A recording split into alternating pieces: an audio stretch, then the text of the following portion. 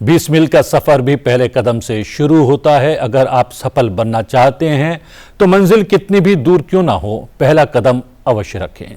सुप्रभात, मैं हूं प्रतिबिंब शर्मा आपके साथ। सबसे पहले नजर डाल लेते हैं मुख्य गतिविधियों पर। राष्ट्रपति द्रौपदी मुर्मू करेंगी आज अयोध्या का दौरा। श्री हनुमानगढ़ी मंदिर, प्रभु श्री राम मंदिर और कुबेर टीला में करेंगी दर्शन और आरती। शाम को सरयू पूजन और आरती में होंगी शामिल। चुनाव आयोग ने लोकसभा चुनाव के पहले 2 चरणों के मतदान प्रतिशत को किया सार्वजनिक। आंकड़ों के अनुसार 19 अप्रैल को हुए पहले चरण में 66.14%, 26 अप्रैल को हुए दूसरे चरण में 66.71% हुआ मतदान। गर्मी के कारण मतदान प्रतिशत में गिरावट की बात निकली बेमानी।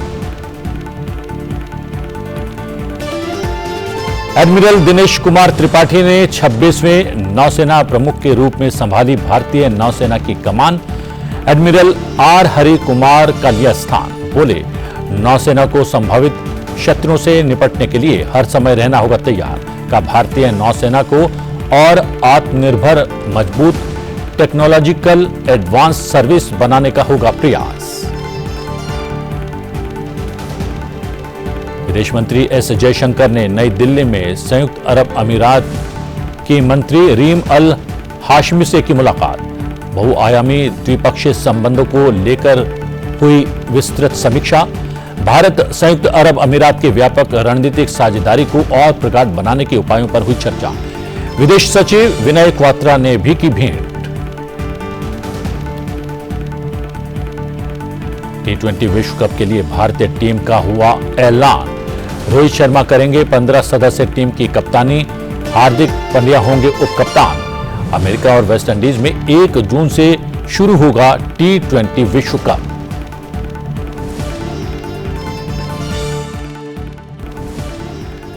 दक्षिणेश्वर स्थित श्री शारदा मठ और रामकृष्ण शारदा मिशन की अध्यक्ष प्रव्राजिका आनंद प्राण का मंगलवार को 98 वर्ष की उम्र में निधन हो गया। हम आपको बता दें कि प्रव्राजिका आनंद प्राण उम्र संबंधी बीमारियों से ग्रस्त थीं। उनके निधन पर शोक व्यक्त करते हुए प्रधानमंत्री नरेंद्र मोदी ने सोशल मीडिया मंच एक्स पर अपना शोक संदेश प्रसारित किया है। उन्होंने कहा है, श्री शारदा मठ और रामकृष्ण शारदा मिशन की परम पूज्य अध्यक्ष प्रव्राजिका आनंद प्राण माताजी को समाज के प्रति उनकी उल्लेखनीय सेवा और लोगों में आध्यात्मिकता के मूल्यों को विकसित करने के लिए याद किया जाएगा। स्वास्थ्य देखभाल, शिक्षा और नारी शक्ति को सशक्त बनाने में उनके प्रयासों को भी याद किया जाएगा। दुख की इस घड़ी में मेरी संवेदनाएं अनगिनत भक्तों के साथ हैं। ओम शांति।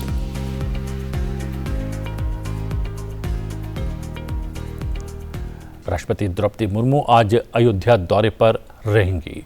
इस दौरान राष्ट्रपति कई धार्मिक आयोजनों में सम्मिलित होने वाली हैं और उसके बाद वो शाम को वापस दिल्ली लौट आएंगी। राष्ट्रपति द्रौपदी मुर्मू आज शाम 4 बजे महर्षि वाल्मीकि अंतर्राष्ट्रीय हवाई अड्डे पहुंचेंगी। एयरपोर्ट पर प्रदेश की राज्यपाल आनंदीबेन पटेल उनका स्वागत करेंगी। यहां से राष्ट्रपति हनुमानगढ़ी के लिए रवाना होंगी। शाम 4:50 पर हनुमंत लला की आरती में शामिल होंगी। इसके बाद शाम 5:45 पर सरयू घाट जाएंगी, जहां वो सरयू पूजन और आरती में शामिल होंगी। सरयू से राष्ट्रपति राम जन्मभूमि पहुंचकर शाम 6:45 पर रामलला के दर्शन और आरती में सम्मिलित होंगी। शाम 7:15 पर कुबेर टीला के दर्शन करेंगी। इसके बाद हवाई अड्डे पहुंचेंगी और नई दिल्ली के लिए प्रस्थान करेंगी। उपराष्ट्रपति जगदीप धनखड़ जयपुर में राजस्थान पत्रिका के संस्थापक स्वर्गीय कर्पूर चंद कुलिश जी की स्मृति में कोठारी परिवार द्वारा स्थापित द कुलिश स्कूल के उद्घाटन समारोह में शामिल हुए। इस अवसर पर उन्होंने कहा कि शिक्षा समाज में बदलाव का सबसे प्रभावी माध्यम है। हर क्षेत्र में वही लोग नेतृत्व कर रहे हैं जिन्होंने शिक्षा में भी अपना स्थान बनाया है।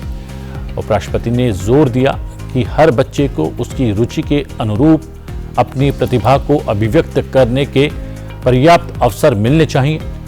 उपराष्ट्रपति ने यह भी कहा कि हमारे संविधान में हमारी 5000 साल पुरानी संस्कृति में शिक्षा के महत्व पर विशेष ध्यान दिया गया है। इस संदर्भ में उन्होंने संविधान की मूल प्रति, जिस पर संविधान सभा के सदस्यों ने हस्ताक्षर किए थे, उस पर अंकित चित्रों का जिक्र भी किया।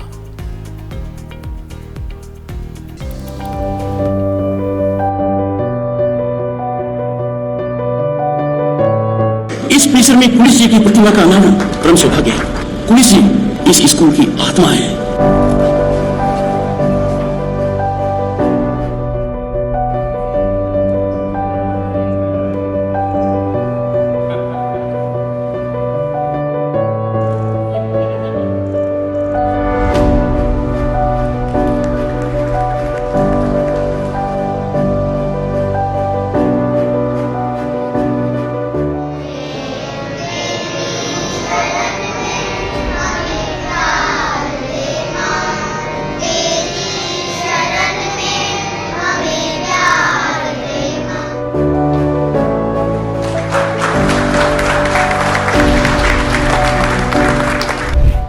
लंबे समय से मैं एक बात कहता आ रहा हूं शिक्षा के लिए। बालक का जन्म हुआ, बालिका का जन्म हुआ, जन्म कुंडली दिखा दी, ये डॉक्टर बनेगा, ये इंजीनियर बनेगा। किसी ने ध्यान नहीं दिया कि बालक क्या चाहता है, ये क्या करना चाहता है, ये किधर जाना चाहता है। इसको मैं कहता हूं कैनाल टाइप ऑफ सिस्टम। कागज पर एक कैनाल बन गई, सीधी लाइन खींच दी, पानी चला गया, अच्छा लगा। और जब नदी जाती है, लोगों को लगता है कि सीधी क्यों नहीं जाती है, क्योंकि नदी ज्यादा से ज्यादा इलाके को प्रभावित करती है, पानी की गहराई सुरक्षित करती है हर क्षेत्र में। Life journey is very similar to that of a river.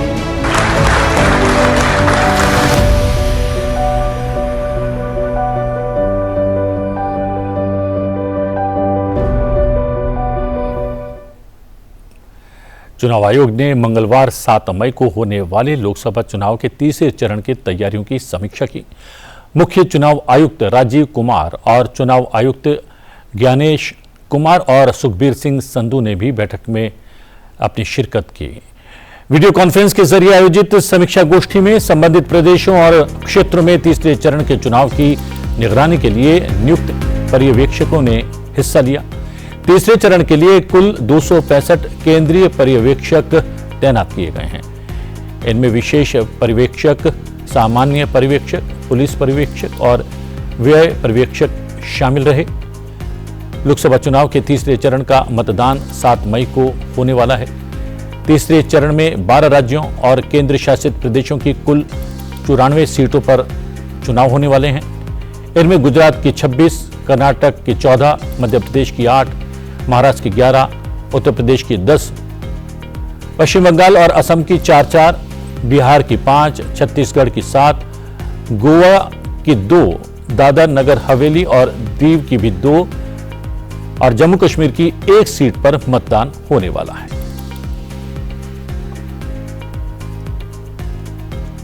चुनाव आयोग ने लोकसभा चुनाव के पहले 2 चरणों के मतदान प्रतिशत को सार्वजनिक कर दिया है।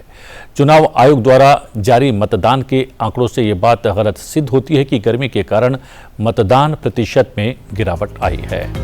लोकसभा चुनाव द्वारा हम आपको बता दें, चुनाव आयोग द्वारा जारी आंकड़ों के अनुसार 19 अप्रैल को हुए पहले चरण में 66.14% मतदान हुआ। वहीं 26 अप्रैल को हुए दूसरे चरण में 66.71% मतदान हुआ। चुनाव आयोग ने मंगलवार को स्पष्ट किया कि मौजूदा लोकसभा चुनाव के पहले चरण में 66.14% और दूसरे चरण में 66.71% मतदान दर्ज किया गया है।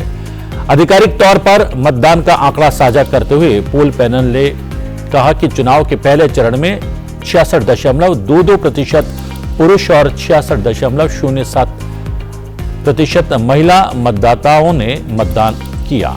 पंजीकृत तृतीय लिंग मतदाताओं का मतदान प्रतिशत 31.32% रहा।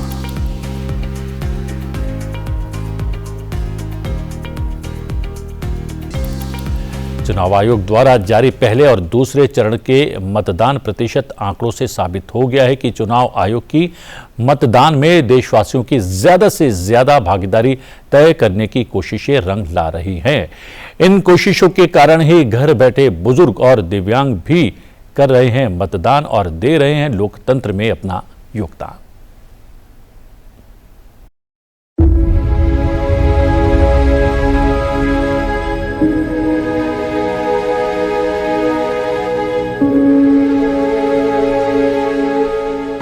मोर माता जी लगभग 90 साल की उम्र थे, चले फिरे में मुश्किल होते ओला वोट के सुविधा निर्वाचन आयोग के तरफ से मिले है। पूरा पोलिंग पार्टी दल बल के समेत सुरक्षा के साथ यहाँ मतदान करवाए बर हमारे गांव तक पहुँची, घर तक पहुँची और घर में मतदान के सुविधा मोर माता जी को मिली। ये सुविधा बहुत अच्छा है और निर्वाचन आयोग के बहुत बहुत धन्यवाद। हम मियाँ बीवी दोनों विकलांग हैं और हमें घर बैठे मतदान की सुविधा दी गई। चुनाव आयोग और प्रशासन के द्वारा सहयोग किया गया। हमें बहुत खुशी हो रही है कि हम घर बैठे मतदान कर पा रहे हैं। मैं चुनाव आयोग और प्रशासन का बहुत बहुत आभारी हूँ। देश के 26वें नौसेना प्रमुख के रूप में वाइस एडमिरल दिनेश के त्रिपाठी ने मंगलवार को नई दिल्ली में कार्यभार संभाल लिया। इससे पहले उन्होंने राष्ट्रीय युद्ध स्मारक पर पुष्पांजलि अर्पित की। साउथ ब्लॉक में गार्ड ऑफ ऑनर के बाद निवर्तमान नौसेना प्रमुख एडमिरल आर हरि कुमार ने उनको चार्ज सौंपा।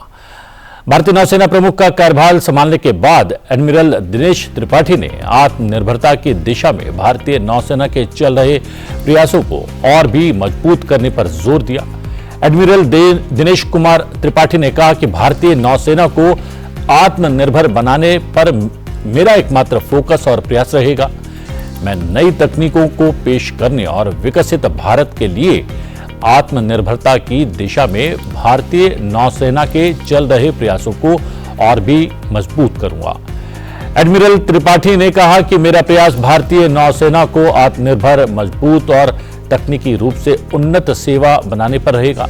मेरी पूरी कोशिश रहेगी कि भारतीय नौसेना कभी भी, कहीं भी, कैसे भी हमारे देश के राष्ट्रीय हित और समुद्री रक्षा दोनों पर हरदम खरी उतरे। उन्होंने सभी भारतीयों को आश्वस्त किया कि आपकी नौसेना हरदम राष्ट्रीय प्रथम के मंत्र का पालन करते हुए आपके साथ खड़ी है।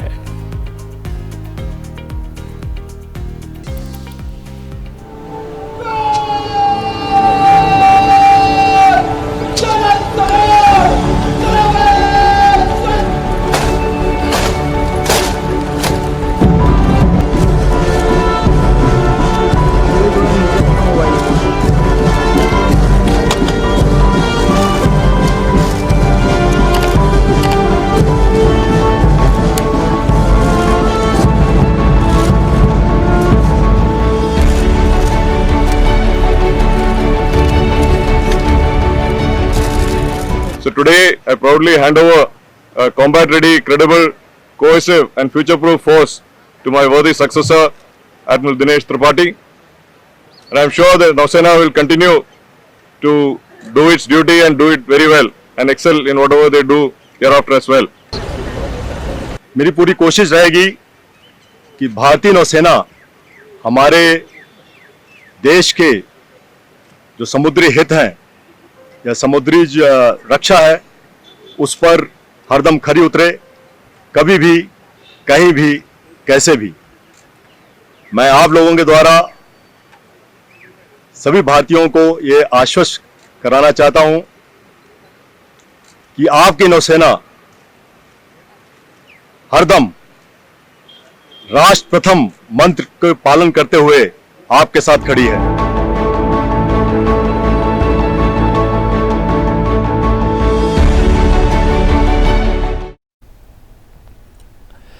विदेश मंत्री एस जयशंकर ने मंगलवार को संयुक्त अरब अमीरात के विदेश मंत्री रीम अल हाशिमी के साथ नई दिल्ली में बैठक की।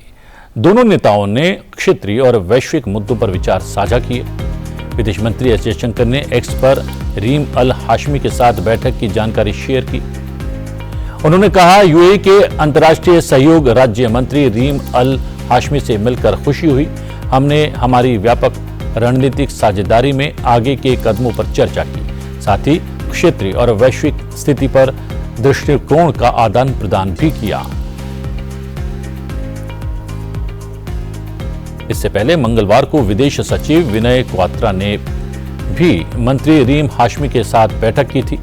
इस दौरान दोनों देशों के बीच व्यापक रणनीतिक साझेदारी को और गहरा करने के तरीकों पर चर्चा की गई। साथ ही बैठक के दौरान विनय क्वात्रा और हाशमी ने दोनों देशों के बहुआयामी द्विपक्षीय संबंधों की भी समीक्षा की।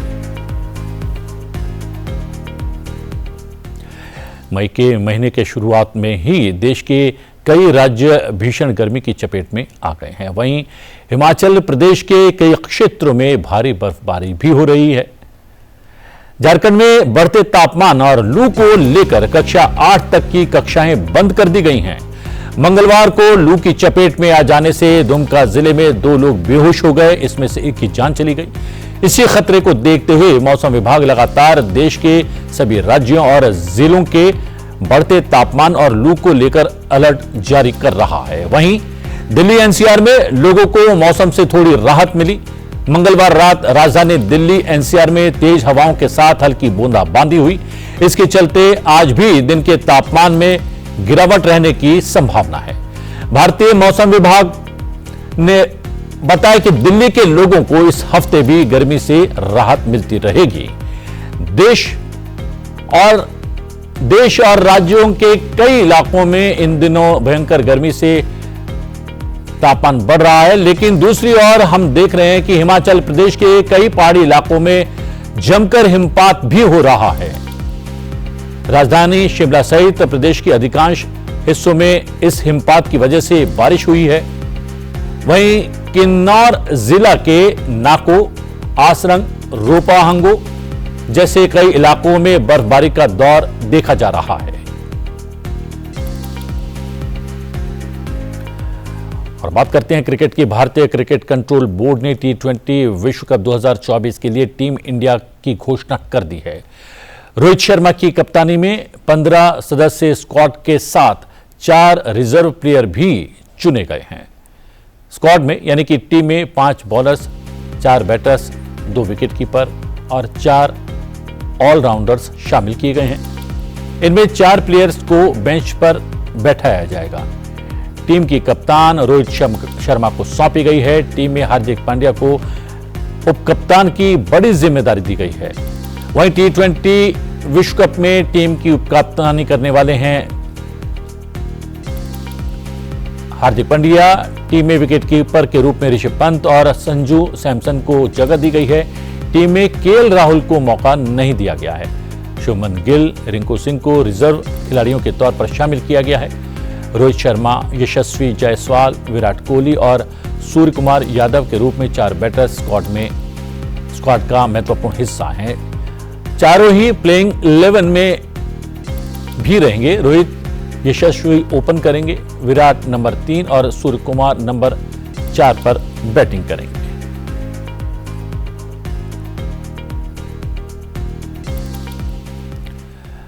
और अब बात करते हैं आज के दिन से जुड़े इतिहास की। इतिहास में आज की तारीख से कौन सी महत्वपूर्ण घटनाएं जुड़ी हैं, आइए जानते हैं। 1 मई साल 1960 को 2 राज्यों महाराष्ट्र और गुजरात का गठन हुआ। आज ही के दिन साल 1960 को तत्कालीन बॉम्बे प्रांत को 2 राज्यों गुजरात और महाराष्ट्र के रूप में विभाजित किया गया। यह निर्णय राज्य पुनर्गठन अधिनियम 1956 के तहत लिया गया। विभाजन लोगों द्वारा बोली जाने वाली भाषा के आधार पर किया गया था। कच्छी और गुजराती के रूप में अपनी पहली भाषा वाले लोग गुजरात का हिस्सा बन गए, जबकि मराठी और कोंकणी के साथ अपनी पहली भाषा वाले लोग महाराष्ट्र का हिस्सा बन गए। प्रत्येक वर्ष 1 मई को महाराष्ट्र में महाराष्ट्र दिवस और गुजरात में 1 मई को गुजरात दिवस के रूप में मनाया जाता है। दोनों ही राज्य विशेष सांस्कृतिक कार्यक्रमों के माध्यम से अपने अपने स्थापना दिवस को पूरे राज्य में धूमधाम से मनाते हैं। गुजरात की राजधानी गांधीनगर है तो वहीं महाराष्ट्र की राजधानी मुंबई है। दोनों ही राज्य अपनी अपनी कला, संस्कृति और व्यापार से राष्ट्र निर्माण में महत्वपूर्ण भूमिका निभा रहे हैं। देश में इन दिनों लोकतंत्र का उत्सव चुनाव चल रहा है और चुनाव आयोग लगातार मतदान के प्रति लोगों को जागरूक करने का प्रयास कर रहा है। इस प्रयास के तहत चुनाव आयोग ने एक और गीत साझा किया है, जिंदगी है एक यारा वोट देके देख। आप इस गीत को देखिए और मुझे दीजिए आज्ञा, लेकिन बने रहिए संसद टीवी के साथ। नमस्कार।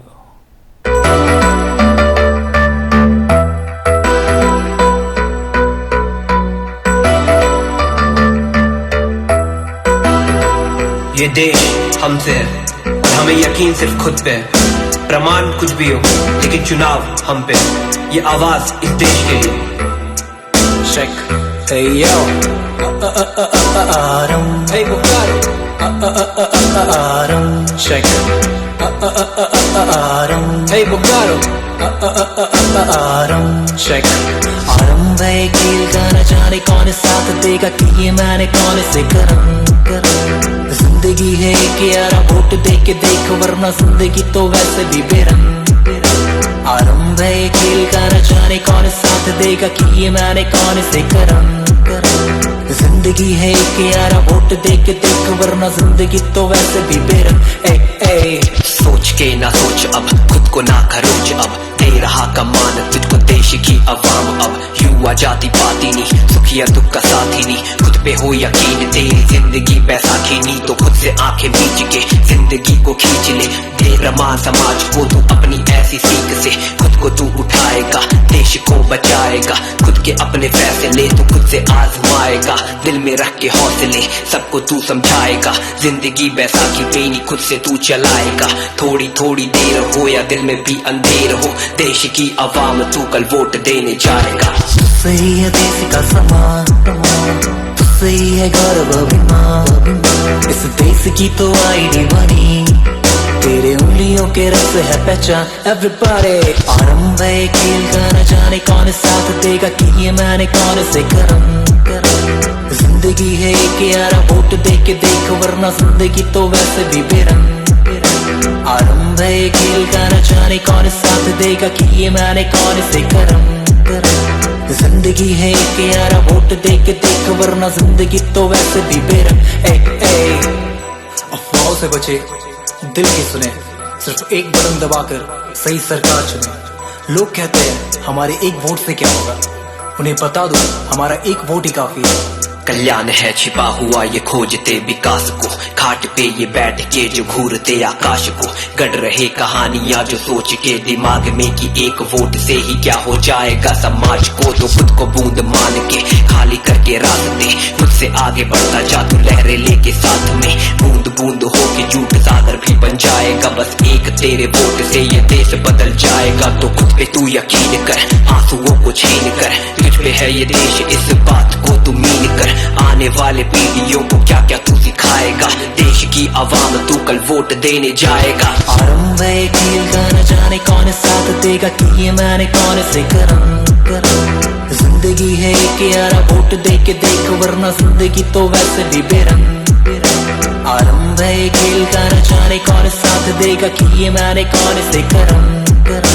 जिंदगी है एक यारा वोट दे के देख, वरना जिंदगी तो वैसे भी बेरंग।